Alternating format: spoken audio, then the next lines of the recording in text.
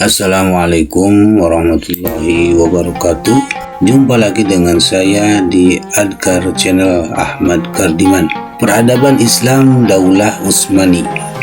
Daulah Utsmani merupakan kerajaan Islam yang beribu kota di Istanbul, Turki, termasuk satu di antara tiga kerajaan besar di dunia pasca runtuhnya Daulah Abbasiyah di Baghdad. Dua di antaranya adalah Daulah Mughal dan Daulah Safawi. Turki Utsmani pernah berjaya menempatkan diri sebagai kerajaan adidaya karena bisa menaklukkan Bizantium pada tahun 1453 Masehi. Penguasaan terhadap Bizantium berarti sangat penting dalam pengembangan wilayah Islam pada masa itu. Periode kekuasaan Daulah Utsmani berlangsung selama lebih kurang 6 abad lamanya. Kekuasaan Daulah Utsmani meliputi sebagian Eropa, Afrika, dan juga Asia. Bisa dikatakan Daulah Utsmani menguasai 3 benua. Daulah Utsmani mengalami masa kejayaan pada masa kekuasaan Sultan Sulaiman I, yaitu pada tahun 1520 sampai 1566 Masehi. Perang yang berlangsung antara Turki Utsmani dengan bangsa Eropa pada masa Sultan Sulaiman II telah melemahkan kerajaan. Gejolak internal yang terjadi dalam kerajaan menambah semakin memperlemah kekuasaan Daulah Utsmani, sehingga Daulah Utsmani berhasil dikalahkan oleh bangsa Eropa. Berakhirnya Daulah Utsmani ditandai dengan terbentuknya sebuah negara Republik Turki yang kemudian bergabung dengan Uni Eropa. Katakanlah Muhammad, wahai Tuhan pemilik kekuasaan, Engkau berikan kekuasaan kepada siapapun yang Engkau kehendaki, dan Engkau cabut kekuasaan dari siapapun yang Engkau kehendaki. Engkau muliakan siapapun yang Engkau kehendaki, dan Engkau hinakan siapapun yang Engkau kehendaki. Di tangan Engkaulah segala kebajikan, sungguh Engkau maha kuasa atas segala sesuatu. Quran Surat Ali Imran surat ketiga ayat 26. Sumbangsih terbesar Daulah Utsmani dalam penyebaran Islam adalah penaklukan kota Konstantinopel, ibu kota Romawi Timur, tahun 1453 Masehi. Penaklukan terjadi pada masa Muhammad II, terkenal dengan gelarnya Sultan Muhammad Al-Fatih, sang penakluk. Dengan penaklukan Konstantinopel, terbukalah jalan lebar untuk mendakwahkan Islam ke Eropa. Pada pemerintahan Sulaiman I atau Sulaiman Al-Qanuni 1520 sampai 1566 Masehi, Daulah Utsmani mencapai puncak keemasannya. Di bawah Sultan Sulaiman Al-Qanuni, pemerintahannya berhasil menyatukan Afrika Utara, Mesir, Hijaz, Irak, Armenia, Asia Kecil, Crimea, Balkan, Yunani, Bulgaria, Bosnia, Hongaria, Rumania, sampai ke batas sungai Danube dengan 3 lautan, yakni Laut Merah, Laut Tengah, dan Laut Hitam. Sejarah lahirnya Daulah Utsmani. Daulah Utsmani berasal dari salah satu suku di Turki Barat, yaitu suku Kayi. Pada waktu Genghis Khan melakukan agresi di wilayah Turkistan yang didiami suku Kayi, merasa terancam sebagai pemimpin suku Kayi. Akhirnya Sulaiman Shah meminta perlindungan dari penguasa Transoksania bernama Jalaluddin Mumurbiti bin Khawarizmi. Namun pada akhirnya Transoksania berhasil dikuasai oleh tentara Mongol. Sulaiman Shah memimpin anggotanya untuk pergi ke Kurdistan dan ke Azerbaijan. Namun dalam usahanya memasuki wilayah Syam, terhalang oleh bentangan sungai yang luas. Pada saat menyeberangi sungai Efrat, datang banjir hingga terbawa arus dan akhirnya meninggal dunia. Sulaiman Shah meninggalkan 4 orang putra, Sangkurtakin, Togday, Ertugrul, dan Dandan. Pasca meninggalnya Sulaiman Shah, kelompok besar keluarganya terbagi menjadi 2. Satu kelompok menginginkan kembali ke daerah asal dan satu kelompok lainnya melanjutkan ekspedisi ke wilayah Asia Kecil bernama Ertugrul dan Dandan. Dalam perjalanan Ertugrul putra ketiga dari Sulaiman Shah diangkat sebagai pemimpin baru hingga akhirnya mereka menetap di Anatolia. Ketika terjadi pertempuran antara pasukan Sultan Alauddin I dari Bani Saljuk Rum dengan Kekaisaran Bizantium Romawi Timur, maka Ertugrul dan para pengikutnya membantu pasukan Alauddin I hingga mencapai kemenangan. Atas bantuannya ini, Alauddin I sangat berterima kasih dan memberi hadiah pada Ertugrul dan kelompoknya berupa daerah di pegunungan Armenia dan lembah Saguta di sepanjang sungai Sakarya. Ertugrul dan pasukannya mendapat tugas dari Alauddin I untuk menaklukkan dan menguasai daerah pesisir Laut Hitam, Kebrusa hingga Eskisar. Oleh Alauddin I, pasukan Ertugrul diberi gelar Muqaddimah Sultan, tentara pelopor Sultan, sedangkan Ertugrul sendiri menyematkan gelar untuk dirinya Sultan Oki, Kening Sultan.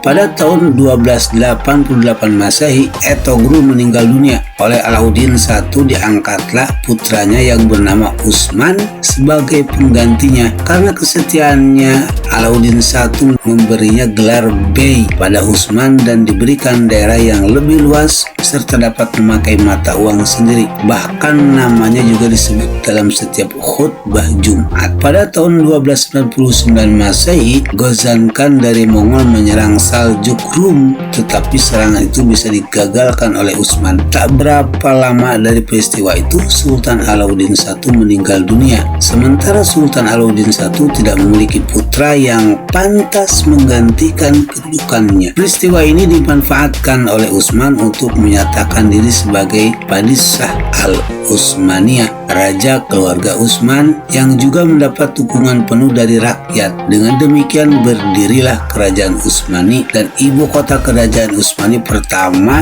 di Koroh Hishar, Eskisiyar. Dalam perjalanan panjang yang berliku, Daulah Utsmani menjadi kerajaan Islam yang sangat dinamis dari mulai berdiri sampai akhir keruntuhannya. Jasa besar Daulah Utsmani bagi perkembangan Islam di dunia timur masih bisa dirasakan sampai sekarang. Sebagian ulama awal di Indonesia merupakan tokoh ulama yang berasal dari Daulah Utsmani yang diutus langsung oleh para sultan untuk menyebarkan Islam di Indonesia. Strategi dan kebijakan pemerintah Daulah Utsmani. Kebangkitan Daulah Utsmani tidak terlepas dari melemahnya kekuasaan Daulah Abbasiyah pada ujung yang paling kritis. Lahirnya pemimpin-pemimpin hebat menjadikan Daulah Utsmani sebagai penguasa dunia yang kembali mengangkat kejayaan Islam dan peradabannya. Yang pertama, Utsman 699 sampai 726 Hijriah atau 1299 sampai 1326 Masehi. Disebut dengan Utsman I. Dia adalah pendiri Daulah Utsmani yang mencanangkan kerajaan dibangun atas sendi-sendi persatuan suku Turki. Utsman adalah seorang yang sangat pemberani, mukhlis, adil dan bijaksana. Dengan sifat-sifat teruji yang dimiliki, tentunya menjadi kebanggaan bagi masyarakat dan pengikutnya. Utsman membangun tentara yang berjuang tanpa pamrih, semua atas dasar karena Allah Subhanahu wa Ta'ala. Para pejuang tersebut sering disebut dengan Al-Ghazi yang terdiri dari ikhwan atau persaudaraan tarekat Baktashi. Khalifah Utsman meninggal dengan meninggalkan wilayah yang luas kurang lebih 16.000 km persegi. Sebagai daulah yang baru berdiri pada masa kekuasaannya, berhasil membebaskan kota Pursadi tepi laut Marmara. Yang kedua, Orkan 726 sampai 761 Hijriah atau 1326 hingga 1360 Masehi. Menggantikan kedudukan ayahandanya, Orkan memindahkan kerajaan dari Koroh Hishar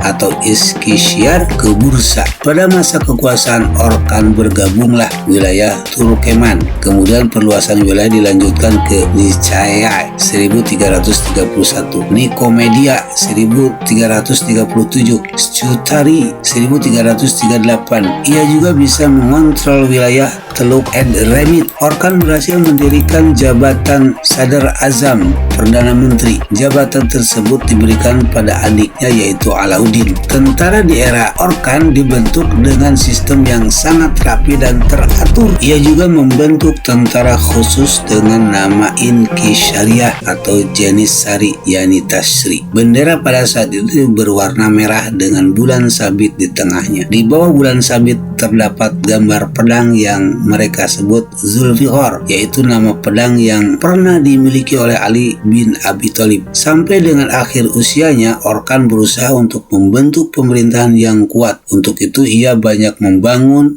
menertibkan administrasi, menguatkan militer, membangun masjid dan akademi-akademi ilmu pengetahuan. Yang ketiga, Murad I 761 sampai 791 Hijriah atau 1360 sampai 1388 Masehi. Setelah Sultan Orkan wafat, kedudukannya digantikan oleh Murad I yang merupakan putra kedua dari Orkan, menggantikan kedudukan ayahnya sebagai penguasa karena putra pertama Orkan yaitu Sulaiman yang meninggal terlebih dahulu. Sultan Murad I adalah sosok yang sangat pemberani, gemar berjihad, dermawan, dan tekun menjalankan agama. Dia mencintai peraturan dan selalu memegang teguh peraturan itu, berbuat adil kepada rakyat dan tentaranya. Murad I selalu dikelilingi oleh sejumlah komandan terbaik dan orang yang berpengalaman dalam bidang militer yang selalu ia ajak untuk bermusyawarah. Murad I berhasil meluaskan wilayahnya di Asia Kecil dan Eropa dalam waktu bersamaan.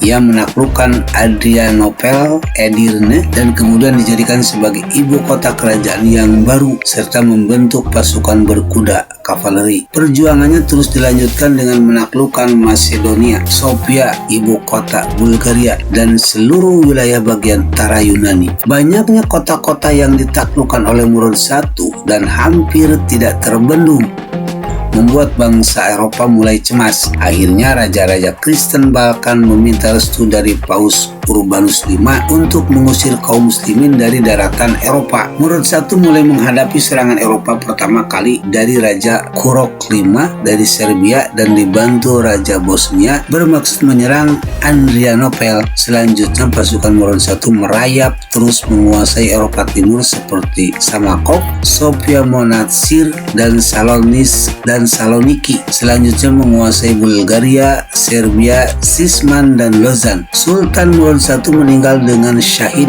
dalam usia 65 tahun pada 15 Sya'ban 791 Hijriah. Sultan Murad I mewarisi kekuasaan yang luas, 5 kali lipat kekuasaan ayahnya. Banyak hal yang bisa dipetik hikmahnya dari kepemimpinan Sultan Murad I. Di antaranya adalah menyebarnya Islam yang semakin meluas di wilayah Balkan, banyak pemimpin mereka yang masuk Islam. Kedaulatan Daulah Utsmani semakin dihormati dan dihargai oleh bangsa Eropa, dan pengaruh Daulah Utsmani semakin meluas sehingga syiar Islam semakin berkembang. Yang keempat, Bayazid I 791 sampai 805 Hijriah atau 1389 hingga 1402 Masehi. Setelah Sultan Murad I wafat, kepemimpinan Daulah Utsmani dilanjutkan oleh putranya yaitu Sultan Bayazid I. Dia adalah orang yang sangat pemberani, cerdas, murah hati, dan memiliki semangat yang kuat untuk melakukan perluasan wilayah Islam. Oleh karena itu, dia sangat memperhatikan masalah-masalah kemiliteran, mengarahkan perluasan wilayahnya ke negara-negara Kristen Anatolia. Hanya dalam jangka waktu setahun, negeri-negeri itu berada dalam kekuasaan Daulah Utsmaniyah. Bayazid bergerak begitu cepat di antara dua Balkan dan Anatolia. Oleh karena itu dia diberi gelar Yaldrum atau kilat. Bayazid sangat besar pengaruhnya sehingga mencemaskan Paus. Kemudian Paus Bonifacius mengadakan penyerangan terhadap pasukan Bayazid, dan peperangan inilah yang menjadi penyebab terjadinya perang salib. Konstantinopel hampir saja bisa dikuasai, namun Bayazid mengurungkan niatnya dari penaklukan Konstantinopel karena munculnya bahaya baru terhadap Daulah Utsmaniyah. Bahaya baru itu adalah adanya serangan tentara Mongol di bawah pimpinan Timur Leng. Ada beberapa faktor yang menyebabkan perselisihan antara Timur Leng dan Bayazid, antara lain: pertama, para pemimpin di wilayah Irak, Baghdad, yang wilayahnya ditaklukkan oleh Timur Leng banyak yang meminta perlindungan kepada Bayazid. Yang kedua, kerajaan-kerajaan Kristen memprovokasi Timur Leng untuk menyerang dan mengalahkan Bayazid. Yang ketiga, adanya kesalahpahaman di antara kedua belah pihak sehingga saling menghina dengan saling membakar surat. Dan berikutnya, di antara keduanya sama-sama saling berusaha untuk meluaskan wilayah kekuasaannya. Kekalahan dari Timur Leng meninggalkan duka yang mendalam, namun itu menjadi hikmah agar penerusnya melakukan introspeksi diri sehingga buahnya dapat dipetik di kemudian hari saat penaklukan Konstantinopel. Demikian materi hari ini. Kita bertemu di part 2 atau bagian kedua. Terima kasih, semoga bermanfaat. Assalamualaikum warahmatullahi wabarakatuh.